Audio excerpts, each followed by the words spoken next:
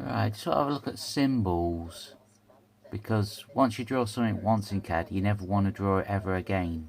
And the more universal parts you've got, that is good engineering in a theory. You don't need to reinvent the wheel every time.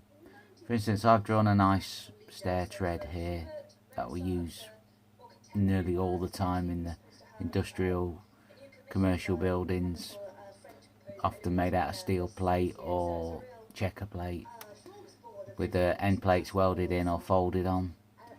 The radiuses are formed by the press brake. Normally 250 running, a little bit of nosing, and the flanges give it strength, and they also prevent gaps larger than 100mm on the riser. Open tread system really.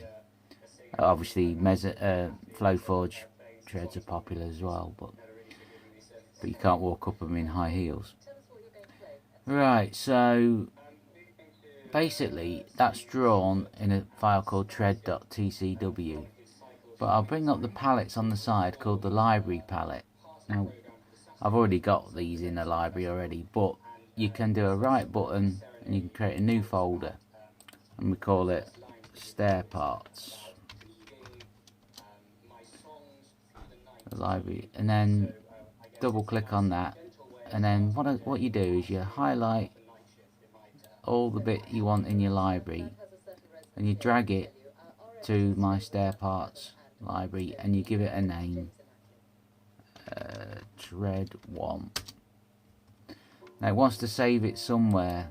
Now by default I put them all in a folder so I can back them up and change them to other, other computers if I need to, and I'll send you this one over. So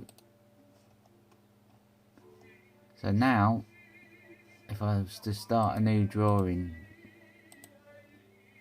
I go to my library,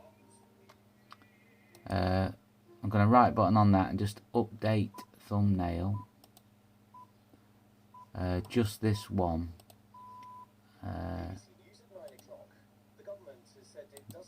and then we see a little thumbnail which is useful. Basically you can just drag on as many symbols as you like into any drawing, which is so you never have to draw another nut or bolt ever again. And then when you exit out of TurboCAD, it will reinforce that save in the library, and then it'll always be available on that machine when you open up. It's exactly the same principle of blocks with AutoCAD, but TurboCAD's way of doing it.